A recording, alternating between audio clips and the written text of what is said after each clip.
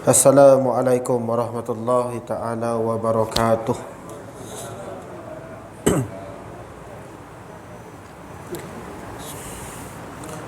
A'udzu billahi minasyaitonir rajim. Bismillahirrahmanirrahim.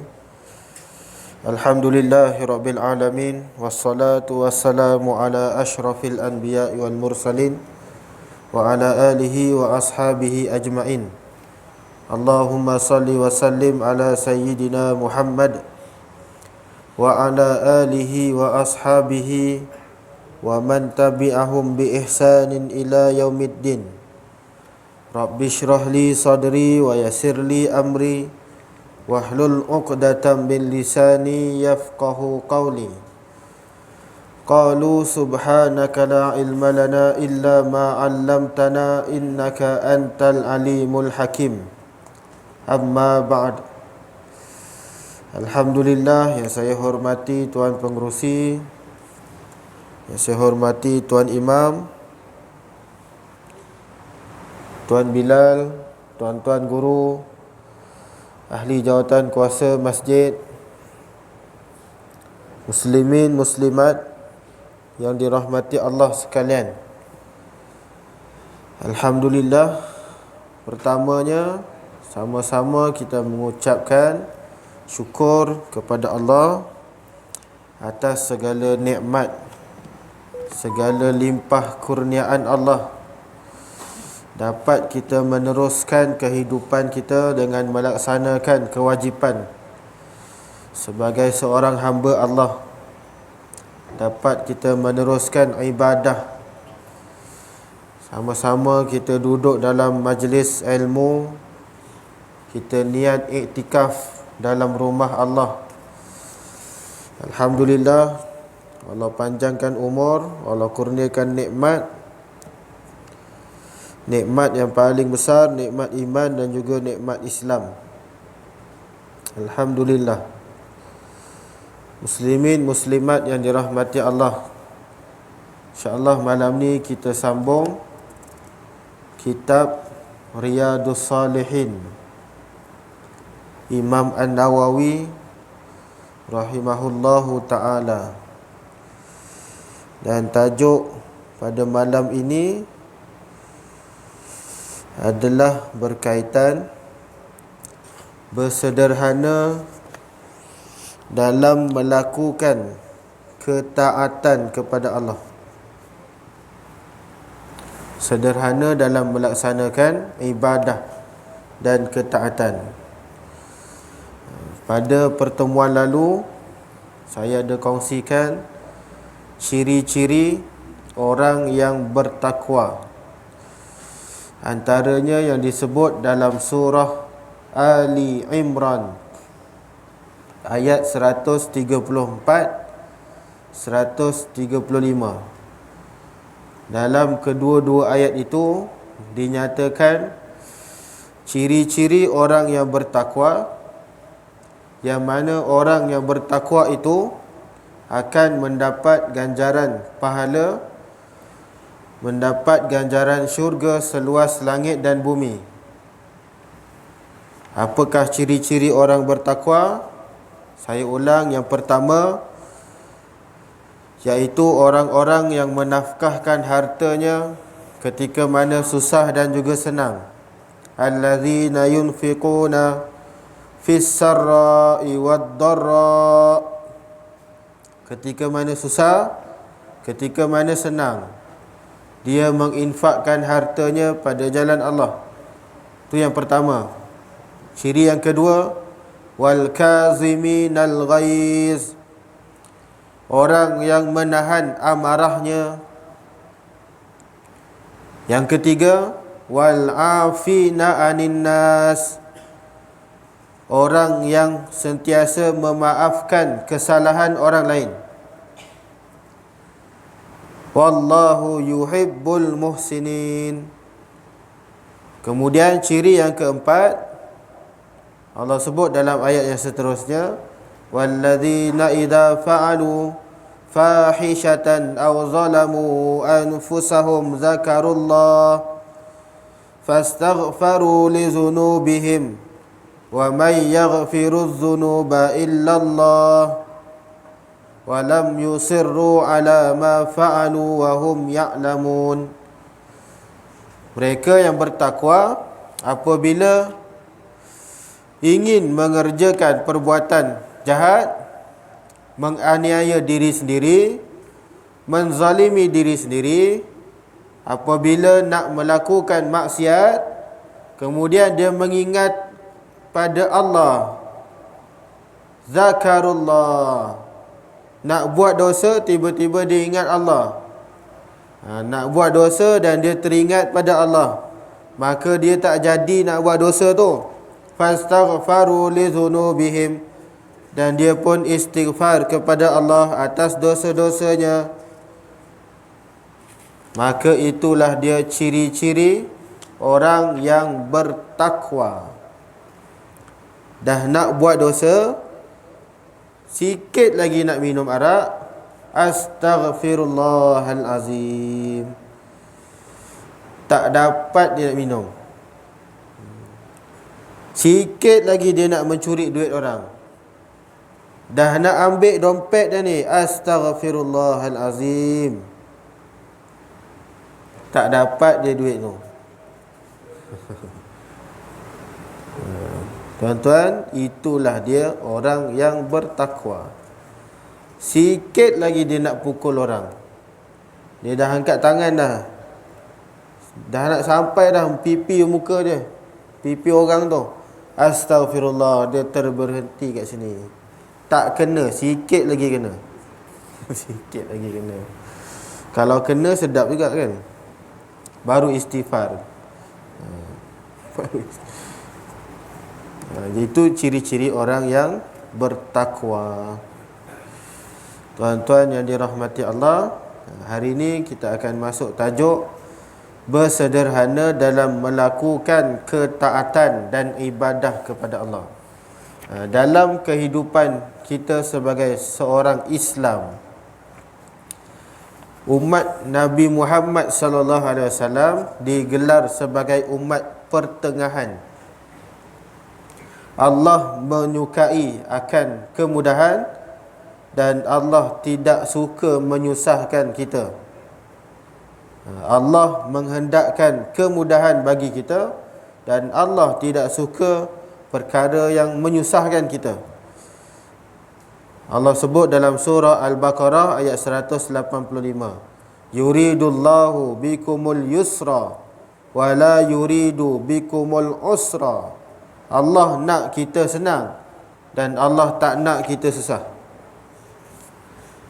Namun umat Muhammad yang diajarkan adalah untuk menjadi umat pertengahan. Susah sangat pun tidak, senang sangat pun tidak. Dalam hidup, kita kena hidup dalam keadaan sederhana, tengah-tengah, relax. Jangan terlalu lebih-lebih, jangan terlalu ambil mudah. Duduk tengah-tengah. Sebab tu firman Allah dalam surah Al-Baqarah ayat 143, wa kadzalika ja'alnakum ummatan wasata litakunu syuhada'a 'alan nas wa yakuna ar-rasulu 'alaikum syahida.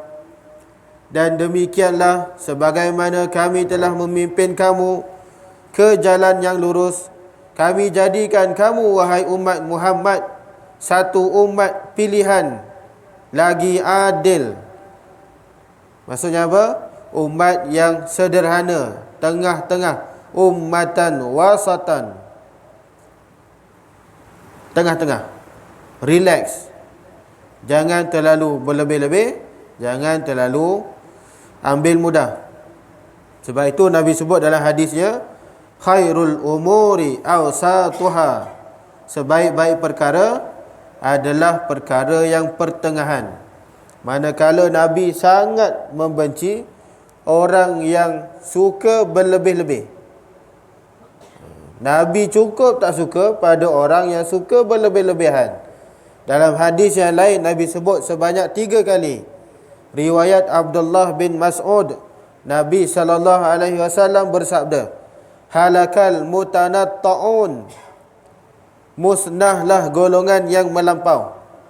3 kali Nabi sebut dalam hadis itu, halakal mutanatta'un, halakal mutanatta'un, musnahlah orang yang melampau-lampau. Nabi cukup tak suka pada orang yang berlebih-lebih, melampau-lampau dalam setiap sudut. Tak kiralah kerja ke, tidur ke. Tidur berlebih-lebih pun Nabi tak suka. Rehat berlebih-lebih pun Nabi tak suka. Kerja lebih-lebih pun Nabi tak suka. So apa yang kita kena buat?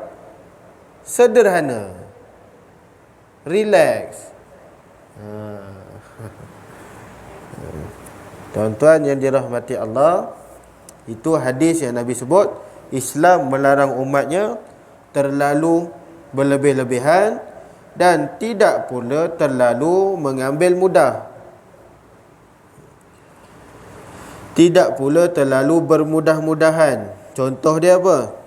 Contoh orang yang suka mengambil mudah ni apa dia? Bila dia malas nak kerja, dia kata apa? Tak apalah, kita serah pada Allah, tawakal je lah. Dia punya malas tu, dia guna dalil apa? Tawakal je lah pada Allah. Dia punya malas tu. Itu mengambil mudah. Sama juga dengan solat. Tak apalah, tak payah solat. Tak payah solat. Kita solat tunggang terbalik pun, kalau Allah kata kita masuk neraka, neraka juga dia kata. Banyak cantik muka dia. Kita tak solat pun, kalau Allah kata kita masuk syurga, syurga juga tempat kita. Dia punya dalil hebat. Sebenarnya dia apa? Dia ni bermudah-mudah. Ataupun bahasa mudahnya lagi, pemalas. Pemalas. Tak payah solat lah, kau solat tunggang terbalik. Sama je. Masuk neraka, neraka juga. Orang macam ni, dia sebenarnya dah salah faham terhadap konsep rahmah dan kasih sayang Allah. Memang betul, kalau Allah nak masukkan kita syurga, memang syurga lah juga tempat dia. Tapi mestilah ada sebabnya kenapa Allah nak masukkan kita dalam syurga. Mesti ada ciri-ciri dia. Kenapa aku nak pilih dia masuk syurga? Mesti dia solat, puasa, buat baik, banyak beramal kebaikan, barulah cukup syarat masuk syurga. Tapi kalau tak cukup syarat nak masuk syurga, macam mana kita nak terpilih? Kita nak masuk sekolah asrama penuh, contoh sekolah berasrama penuh, SBP. Dia ada syarat-syarat dia. Tak bolehlah kita kata, tak apalah kalau rezeki aku dapat juga. Tapi usaha dia tak ada. UPSR 5E, UPKK tak ada A. Tapi dia kata tak apa, ada rezeki dapat juga SBP. Mana datangnya? Siapa nak pilih awak? Kalau dah keputusan 5E, siapa yang nak pilih? Macam itulah lebih kurang. Nak masuk syurga, Allah akan pilih juga, tapi ada syarat-syarat dia. Macam mana kita nak terpilih untuk masuk syurga kalau kita tak buat kebaikan, kita tak solat, tak beribadah, maka kita tak layak pun sebenarnya. Jadi tuan-tuan yang dirahmati Allah, kita dilarang untuk berlebih-lebihan dan dilarang untuk mengambil mudah terhadap urusan agama terutamanya. Nabi SAW bersabda, "Innad dina yusrun walan yushaddad dina ahadun illa ghalabah." Sesungguhnya agama itu mudah, janganlah seseorang daripada kamu menyusahkannya. Hadis sahih riwayat Imam Bukhari. Agama Islam itu mudah, janganlah seseorang itu menyusahkan. Betul tak kita menyusahkan? Betul. Saya ambil contoh mudah, masyarakat Melayu selalu buat. Agama Islam ni mudah, senang je nak tutup aurat. Contoh nak tutup aurat. Nak tutup aurat tak semestinya beli baju mahal-mahal. Nak tutup aurat tak semestinya beli baju mahal-mahal. Pakai plastik pun boleh. Yang penting apa? Tutup aurat. Yang penting tutup aurat. Dalam bab perkahwinan selalunya kita buat. Ini memang berlebih-lebihan. Sorry lah, minta maaf saya cakap. Biasanya orang sekarang, zaman sekarang moden ni, dulu tak ada. Sekarang ni baru bertunang, tapi dia punya pelamin macam dah nak kahwin tau. Sorry lah tersebut. Bukan jealous, tak jealous pun. Sebab dulu saya tak buat, memanglah saya tak jealous pun. Baru bertunang tapi dia punya pelamin, Masya Allah, macam dah nak kahwin, membazir. Islam tu mudah je. Bertunang ni mudah je. Tapi kita yang menyusahkan. Tak boleh ya, kita kena ada pelamin, barulah grand. Barulah canggih ya. Zaman sekarang kita semua kena ikut orang buat. Tak boleh. Apa yang menyusahkan tak perlu buat pun tak apa. Itu baru tunang, belum majlis kahwin dia lagi. Dia punya apa bahasa orang putih ni, resepsi, entah apa benda tak. Walimatul urus dia. Dia punya majlis walimatul urus dia. Dia kalau tak buat dekat hotel, tak sah, tak best lah ayah kalau tak buat kat hotel. Kita kena buat 5 star punya hotel. Orang dulu dia buat kemah, apa barang kemah. Tak grand lah. Rewang-rewang ni tak main lah ayah, rewang-rewang ni. Rewang ni tak main lah. Basuh pinggan, mana ada orang sekarang tak payah basuh pinggan. Sebab tu pemalas. Orang dulu pengantin kena basuh periuk. Dululah. Pengantin tu habis je majlis, pergi yang berdapur, pergi basuh buntut periuk tu sampai putih. Dulu. Sekarang tak ada. Pengantin relax, duduk bergambar dekat pantai sampai maghrib. Sampai maghrib dia baru ambil gambar. Baru balik. Solat subuh entah ke mana, solat asar entah ke mana, maghrib pun dah nak tinggal. Islam tu mudah, jangan kita susahkan dia. Jadi perkara yang Islam suruh kita buat sebenarnya mudah saja, tapi selalunya adat-adat kita ni yang menyusahkan. Adat kita yang menyusahkan. Jadi kalau tak boleh nak buat, tak payah buatlah, tak perlu paksa. Okey.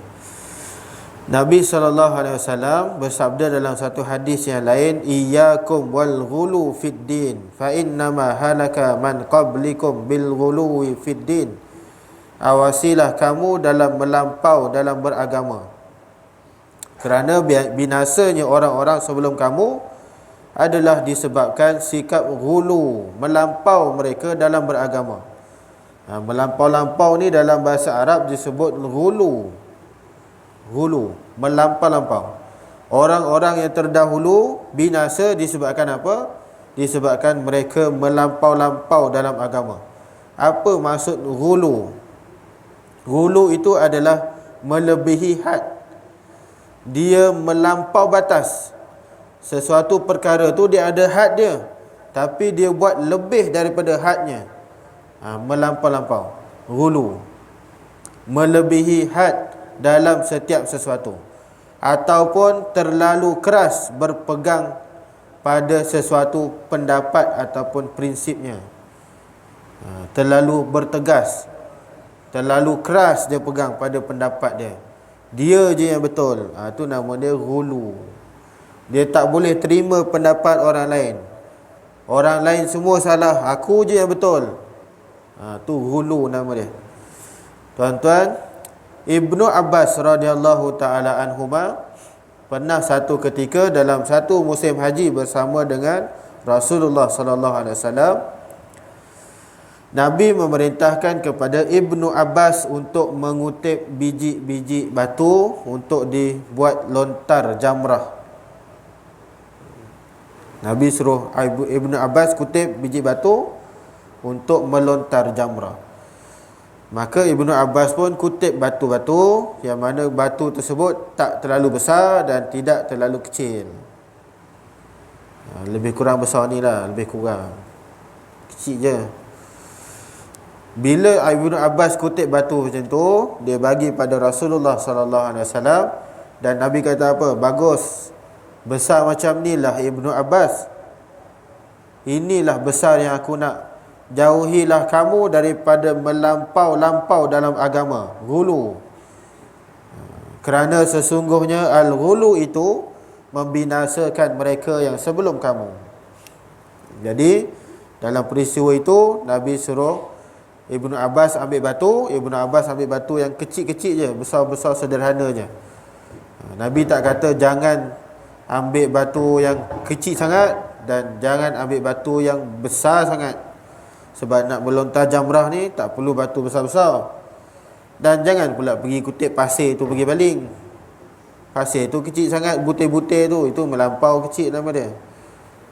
Biji batu kecil-kecil macam ni. Maka itu antara contoh tidak berlebih-lebihan dalam agama. Nabi melarang sikap ghulu dalam beragama kerana itu adalah punca kebinasaan. Contohnya, termasuk dalam perkara ghulu dalam beragama, contoh dia apa? Dia suka menyelidik ataupun bertanya-tanya tentang perkara-perkara agama yang mana perintah agama itu adalah perintah ibadah yang khusus. Contoh, dia tanya, ada sebahagian golongan dia tanya, kenapa solat subuh 2 rakaat? Kenapa solat zuhur 4? Kenapa solat asar 4? Solat maghrib 3, solat isyak 4. Kenapa tak buat semua sekali 4? Kan senang. Kenapa tak buat semua 2? Lagi senang. Tapi kenapa subuh 2, zuhur 4, asar 4, maghrib 3, isyak 4? Dia suka bertanya-tanya tentang perkara yang tak sepatutnya dia tanya. Melampau-lampau. Contoh lain, perkara-perkara gaib dia suka tanya. Perkara-perkara gaib. Ada tak makhluk lain dekat planet-planet lain? Ada tak makhluk jin ataupun manusia di planet Pluto? Apa benda kau pergi tanya benda tu? Tak payah tanya. Dekat Pluto ada kubur tak? Dia suka tanya benda pelik-pelik. Lagi ada satu soalan pelik yang saya pernah dapat. Ustaz, dekat syurga ada nasi ayam tak? Syurga nasi ayam. Jawapan dia apa? Saya pun tak tahu nak jawab. Saya jawab, mungkin ada. Sebab syurga ni semua benda yang kita nak kita dapat. Boleh jadi ada nasi ayam tu. Bukan nasi ayam je ada, nasi Arab ada, nasi kambing ada, semua ada. Tapi dia boleh fikir macam tu. Ustaz, nasi ayam ada dekat syurga tak? Dia punya suka pada nasi ayam tu. Itu nama dia terlalu fikir kan. Jangan terlalu fikir syurga ni macam ni. Jangan terlalu fikirkan sangat. Jangan terlalu memikirkan perkara-perkara gaib, yang mana apabila kita suka berfikir pada perkara-perkara itu, dia akan menyebabkan kebinasaan. Binasa yang macam mana? Boleh jadi dia jadi tak betul, dia termenung aja. Dia termenung aja, dia fikir, Ustaz, syurga tu kat mana? Ustaz, mana malaikat? Dia suka tanya benda-benda pelik-pelik. Ustaz, malaikat datang ke malam ni? Dia suka tanya benda yang tidak sepatutnya. Itu nama dia ghulu. Dan ada juga golongan yang suka cari-cari hantu. Tu pun hulu juga. Apa benda kau pergi cari hantu tu, nak buat apa? Boleh dapat duit ke? Kalau boleh dapat duit cari hantu tu, best juga. Dia cari hantu, dia sibuk, dia cari hantu, dia panggil, dia pergi tempat gelap, dia pergi cari dekat hotel tinggal yang dekat PD tu apa, dia pergi duduk situ dalam tu, dia duduk seorang-seorang malam-malam, dia letak kamera, dia nak tengok ada hantu ke tak ada hantu. Jadi perkara-perkara itu nama dia hulu, melampau-lampau dalam beragama. Contoh dalam bab ibadah juga, Nabi melarang untuk kita melampau-lampau. Berwuduk contoh dia. Wuduk, Nabi basuh setiap anggota wuduk yang digalakkan adalah 3 kali sunat. Tapi ada orang yang mana dia jenis menambah-nambah. Dia basuh sampai 5 kali, dia basuh sampai 7 kali, dia basuh sampai 10 kali. Kenapa dia basuh banyak-banyak? Sebab dia risau, dia was-was, dan boleh jadi dia hulu lebih-lebih. Lebih-lebih. Itu contoh wuduk. Contoh mandi janabah, mandi wajib pun sama. Kita memang disuruh antara rukun mandi wajib adalah meratakan air ke seluruh badan. Itu memang betul. Mandi wajib, dia sebenarnya mandi wajib ni macam mandi biasa je. Cuma semua kena rata. Ke mandi kita tak rata? Kalau mandi wajib, dia kena ratakan air ke seluruh badan, semua anggota kena. Bahagian celah-celah tu semua kena basuh. Yang penting kena air. Tapi ada orang dia gulu. Gulu dia macam mana? Sampai dia masukkan air dalam telinga. Dia masukkan air dalam telinga. Apa pasal kau buat macam tu? Dah nak kenakan air ke seluruh badan, dalam telinga tak payah. Dia masukkan air dalam hidung. Dah kenapa masuk air dalam hidung? Tak kena dalam ni, tak payah dalam tu. Dalam hidung tak payah, dalam telinga tak payah. Hulu, melampau-lampau dalam perkara ibadah, itu pun dilarang dalam Islam. Nabi SAW melarang orang yang suka berlebih-lebih dalam urusan agama dan urusan ibadah. Maka tuan-tuan yang dirahmati Allah, Nabi dalam satu hadis riwayat Aisyah radhiyallahu taala anha, katanya, ma khayyara Rasulullah sallallahu alaihi wasallam baina amrain. Apabila Rasulullah disuruh memilih di antara dua perkara, ahaduhuma aisaru minal akhar illa ikhtara aisarahuma ma lam yakun isman fa in kana isman kana ab'adan nasi minhu. Apabila ataupun jika Nabi disuruh untuk memilih antara dua perkara, nescaya Nabi akan memilih yang lebih mudah di antara keduanya, selagi mana ia tidak berdosa. Adapun jika ia berdosa, maka baginda meninggalkan perbuatan itu. Contoh dalam musafir. Orang yang musafir diberi rukhsah, keringanan oleh Allah untuk solat 2 rakaat qasar. Maka kita nak pilih 2 rakaat ke 4 rakaat, maka kita pilihlah 2 sebab ia lebih mudah, selagi mana ia tidak berdosa. Tak berdosa. Ketika musafir juga kita digalakkan untuk berbuka puasa.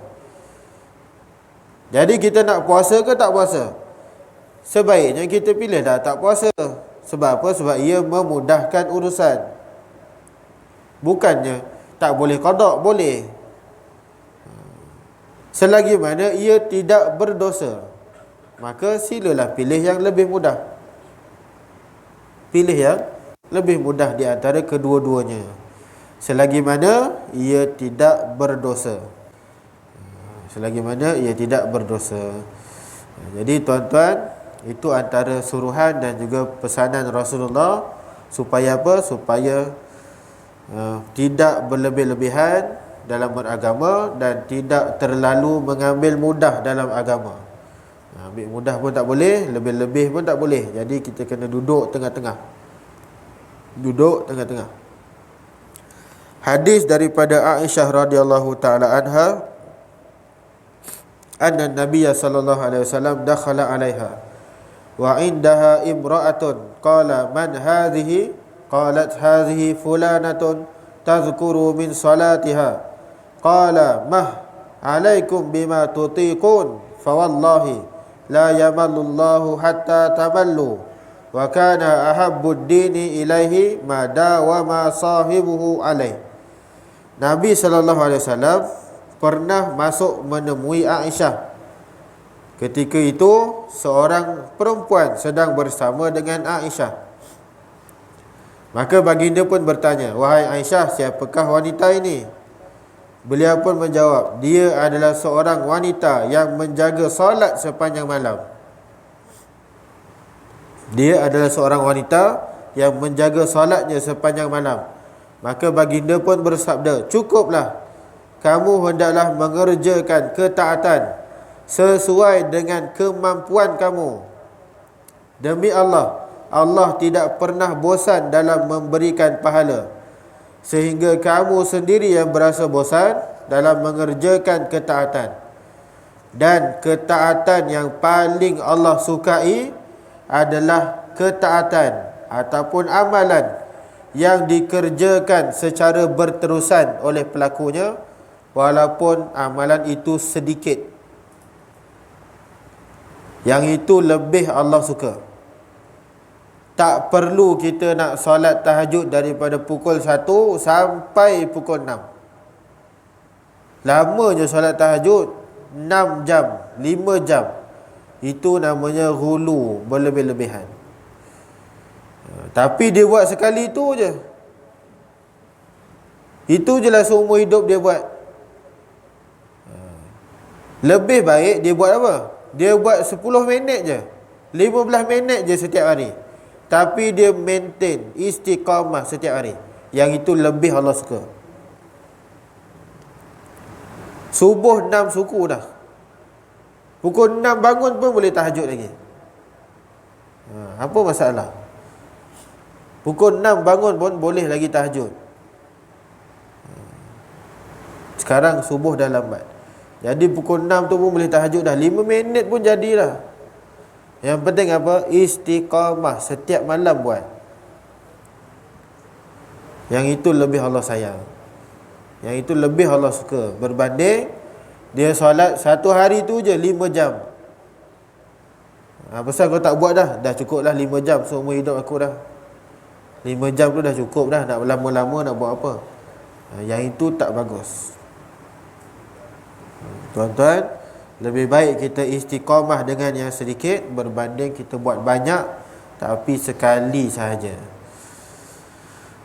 Tuan-tuan yang dirahmati Allah, pernah seorang sahabat dinasihati oleh Nabi SAW. Ada seorang sahabat ni namanya Hanzalah.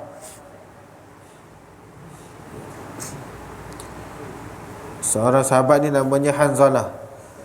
Hanzalah dia datang bertemu dengan Abu Bakar As-Siddiq. Kemudian Abu Bakar tanya, "Wahai Hanzalah, kamu ni kenapa? Macam gelisah aja. Apa masalah kamu ni, Hanzalah?" Maka Hanzalah jawab apa? "Wahai Abu Bakar, Hanzalah kini telah menjadi munafik." Hanzalah dia kata, "Aku dah munafik dah ni, Abu Bakar." Abu Bakar pula tanya, "Apa hal pula? Tiba-tiba je kau ni nak munafik dah, kenapa?" Maka dia pun jawab, "Wahai Abu Bakar, kita ni bila berada di sisi Rasulullah, kita akan teringat syurga, kita teringat neraka, kita ingat ibadah, kita ingat amalan-amalan kebaikan. Tapi bila kita keluar daripada masjid Nabi, kita jauh daripada Rasulullah, kita lupa semua tu. Kita tak ingat dah ibadah. Kita dah tak ingat dah syurga, tak ingat dah neraka." Macam kita lah. Kita masuk masjid je baik, luar tu lain macam. Masuk masjid je kita ingat Allah, astagfirullah, astagfirullah. Keluar je masjid, dia buka kopiah dia, lupa dah. Syurga neraka dia entah ke mana. Bukan kita lah, kita baik, alhamdulillah. Macam tu lah Hanzalah sebut, lebih kurang. Hanzalah kata, bila aku berada di sebelah Nabi, kita ingat syurga, kita ingat neraka. Tapi bila kita jauh daripada Nabi, maka kita tak ingat semua tu dah. Kita lupa dah. Kita ingat dunia je. Maka Abu Bakar pun pergi menceritakan perkara tersebut kepada Rasulullah sallallahu alaihi wasallam. Maka Abu Bakar pun menasihati Hanzalah, wahai Hanzalah, demi Tuhan yang jiwaku berada di tangannya, sekiranya kamu berterusan dalam beribadah sebagaimana keadaan kamu ketika di sisiku dan terus mengingati Allah, maka nescaya para malaikat akan berjabat tangan dengan kamu. Sebab apa? Sebab perbuatan seperti itu hanyalah para malaikat saja yang buat. Malaikat ni dia punya iman sentiasa maintain 100%. Dia takkan jatuh 99 pun. Iman para malaikat kekal 100%. Dia tak sama macam manusia. Manusia punya iman kadang-kadang 100, kadang-kadang 90, kadang-kadang 50. Dia pergi Thailand 20 turun iman dia. Dia pergi karaoke hilang terus keimanan dia. Lepas tu dia keluar je, dia baik balik. Dia pergi masjid 100 balik. Macam tu lah manusia. Kita bukan malaikat. Malaikat ni sentiasa full mark 100. Sebab tu Nabi kata apa? Wahai Hanzalah, kita ni kadang-kadang kita ingat Allah, kadang-kadang kita beribadah, tapi dalam masa yang lain kita juga kena bergembira, kita juga kena bermain dengan anak, kita juga kena pergi Maidin beli barang. Macam tu lah. Jangan tak beli barang langsung. Kan nak makan apa? Kita juga kena beli baju raya nak sambut hari raya Aidilfitri, pergi bazar Ramadan nak buka. Itulah manusia. Memang manusia macam tu, kata Rasulullah sallallahu alaihi wasallam. Kita bukan sentiasa beribadah, berzikir 24 jam. Jadi tuan-tuan, kalau begitu caranya, itu namanya berlebih-lebihan, ghulu. Hanya para malaikat sahaja yang mampu untuk buat seperti itu. Tuan-tuan yang dirahmati Allah, jadi kita ni jangan terlalu berlebih-lebihan dalam beragama, seperti mana kisah perempuan ni yang mana dia beribadah qiyamul lail sepanjang malam dia, daripada lepas isyak sampai subuh. Boleh tak macam tu? Boleh, bagus. Saya tak kata pun tak bagus, bagus. Tapi dengan syarat besok pergi kerja jangan tidur. Dia punch card je, dia terus tidur sampai pukul 2. Macam tu ke yang Islam nak? Tak nak. Islam tak suka macam tu. Jadi kita jangan berlebih-lebihan dalam melakukan ibadah. Kita kena sederhana. Hadis seterusnya daripada Anas radhiyallahu taala anhu. Hadis ni dia ceritakan tentang 3 orang lelaki. Dia datang jumpa isteri-isteri Rasulullah. Saya bacakan hadis dia dulu, nanti saya ceritakan. Ja'a salah satu rahtin ila buyuti azwajin Nabi sallallahu alaihi wasallam, yas'aluna an ibadatin Nabi sallallahu alaihi wasallam. Ada 3 orang lelaki, dia datang ke rumah isteri-isteri Nabi sallallahu alaihi wasallam. Tujuan dia apa? Untuk dia tanya tentang bagaimana ibadah Rasulullah. Rasulullah ni ibadah dia macam mana? Jadi 3 orang ni dia pergi semua rumah isteri Nabi. Dia nak tanya. Dia tanya Aisyah, Aisyah, Nabi ibadah macam mana? Dia tanya Zainab, Zainab, Nabi ibadah macam mana? Ummu Salamah, Nabi ibadah macam mana? Dia tanya semua. Falamma ukhbiru ka'annahum taqaluha wa qalu aina nahnu minan nabiy sallallahu alaihi wasallam wa qad ghufira lahu ma taqaddama min dhanbihi wa ma ta'akhkhar. Bila isteri-isteri Nabi ni dah cerita, oh Rasulullah ibadah dia macam ni, ibadah dia macam ni, dan sekian-sekian, maka mereka pun berkata, dia kata apa? Di manakah kedudukan kita dengan Nabi SAW? Nabi ni dahlah diampunkan dosanya, dijamin syurga oleh Allah, tapi masih lagi beribadah dengan sebegitu rupa. Kita ni yang tak ada apa-apa jaminan, dosa berlambat-lambat, syurga pun belum tentu, tapi ibadah malas. Dia kata 3 orang ni jauh betul beza kita dengan Nabi SAW, dia kata. Maka lelaki pertama pun berkata, amma ana fa usallil laila abadan. Dia kata, mulai malam ni saya nak solat tahajud daripada pukul 9 sampai pukul 6 setiap hari. Dia kata macam tu, mulai malam ni saya nak solat qiyamul lail daripada pukul 9 sampai pukul 6. Kemudian lelaki yang kedua berkata, wa ana asumu dahra abadan wala uftir. Lelaki kedua pula kata, kalau saya berazam tahun ni saya nak puasa tiap-tiap hari, saya tak nak buka langsung. Saya tak nak buka, saya nak puasa hari-hari. Kata pula lelaki yang ketiga, wa ana a'tazilun nisa fala atazawwaju abadan. Yang ketiga ni pula dia kata, saya pula tak nak kahwin. Yang ni pelik sikit. Saya tak nak kahwin, biarlah saya nak ibadah saja, saya tak nak kahwin langsung. Orang lain semua nak kahwin 2, 3, 4, dia tak nak kahwin. Ini memang pelik. Maka 3 lelaki ni dia berbeza. Dia kata seorang dia nak ibadah sepanjang malam, yang kedua dia nak puasa setiap hari, yang ketiga dia tak nak kahwin, dia nak fokus pada ibadah. Maka tuan-tuan yang dirahmati Allah, faja'a Rasulullah sallallahu alaihi wasallam ilaihim. Maka datang Nabi sallallahu alaihi wasallam jumpa dengan mereka bertiga. Faqala antumul ladzina qultum kadza wa kadza. Kamu bertiga yang sebut sekian-sekian kan? Yang nak solat ibadah malam-malam, yang tak nak kahwin, yang nak puasa hari-hari, kamu 3 orang kan? Maka Nabi kata apa? Amma wallahi inni la akhsyakum lillah wa atqakum lahu, lakinni asumu wa uftir wa usalli wa arqud wa atazawwajun nisa, faman raghiba an sunnati falaysa minni. Kamu bertiga ni pelik. Nabi kata, demi Allah, sesungguhnya saya adalah orang yang paling takut kepada Allah dan paling bertakwa kepada Allah di antara kamu. Tetapi saya juga berpuasa dan kadang-kadang juga pergi kenduri, open house, berbuka. Bukanlah hari-hari puasa. Kalau ada orang jemput kenduri, kita pergilah makan.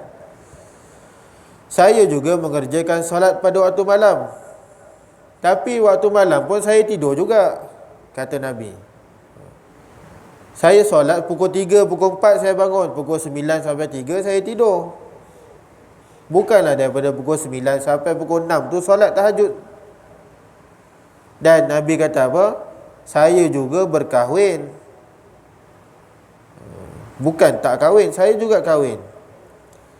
Dan Nabi kata, faman raghiba an sunnati falaisa minni. Sesiapa yang tidak ingin kepada sunnah aku, maka dia bukan termasuk dalam kalangan aku.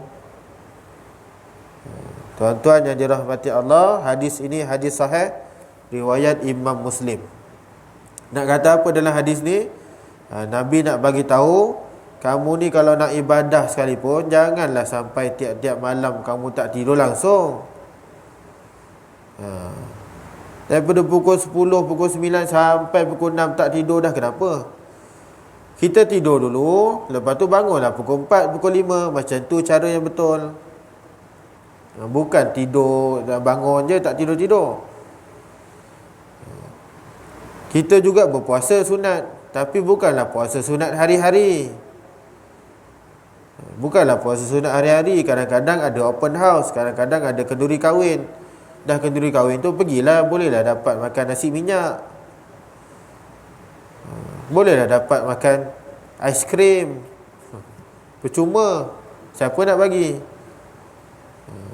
Tu yang Nabi sebut. Bukanlah puasa hari-hari tak mampu macam tu. Dan aku juga berkahwin. Dan Nabi kata apa? Siapa yang tak nak buat sunnah aku, dia bukan di kalangan aku. Maka 3 orang ni pun barulah dia tersedar tanggapan mereka rupanya salah. Tanggapan mereka salah. Ibadah sepanjang malam tu, sepuasa hari-hari sampai dia tak nak kahwin, itu semua adalah salah. Dan Nabi nak ajarkan kepada mereka apa? Jangan kamu berlebih-lebihan dalam melakukan ibadah. Kita buat ibadah mengikut kemampuan. Ikut kemampuan kamu. Kita mampu untuk bangun solat 15 minit, 15 minit lah kita buat. Yang penting apa Nabi sebut? Istiqamah. Itu sahaja. Baca Al-Quran satu hari satu muka pun tak apa. Yang penting apa? Istiqamah. Jangan tak baca langsung. Tuan-tuan muslimin muslimat yang dirahmati Allah, nanti kita sambung lagi. Ada seorang sahabat Nabi yang mana dia ni juga ibadah dia sangat-sangat kuat. Sangat kuat ibadah dia. Dia puasa hari-hari. Dan diriwayatkan sahabat Nabi yang ni, dia meninggal dalam keadaan sangat kurus. Sangat kurus. Kurus dia tu sampai tak ada daging langsung. Sebab apa? Sebab dia puasa hari-hari. Sampai dah tak terdaya dah, tak kuat dah, tak ada tenaga. Jadi tuan-tuan yang dirahmati Allah, nanti kita sambung pada minggu yang akan datang berkaitan dengan sederhana dalam ibadah dan ketaatan kepada Allah. Wallahu ta'ala alam. Itu saja daripada saya malam ni. Yang baik datang daripada Allah, yang lemah, yang kurang datang pada saya sendiri. Aku qauli hadza astaghfirullahalazim li wa lakum. Wabillahi taufiq wal hidayah. Wassalamualaikum warahmatullahi wabarakatuh. A'udzu billahi minasyaitonir rajim. Bismillahirrahmanirrahim. Alhamdulillahi rabbil alamin, wassalatu wassalamu ala asyrafil anbiya'i wal mursalin wa ala alihi wa sahbihi ajma'in.